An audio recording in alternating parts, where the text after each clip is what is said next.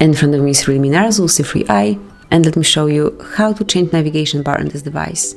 So as you can see, currently we are set up with a button navigation bar, so we've got recent items button, back button, and home button in the middle, home button. And if you want to change it to gestures, tap on settings, and the quickest way is to enter in search area navigation.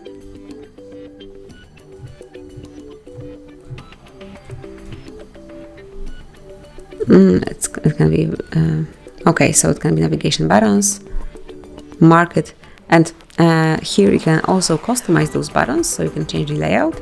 And if you want to apply gestures, just change the navigation mode to swipe gestures from both sides. Tap here, and that's it. Here you've got the tutorial, but basically all you need to know is that if you will slide from right to left or from left to right, just like this, you can go back. Then a quick slide up will redirect you to home screen. And if you would like to check all recent items, just slide up and hold it for a while, just like this. And here you've got all recently used apps and items. And this is it. That will be all. This is how you can change navigation bar.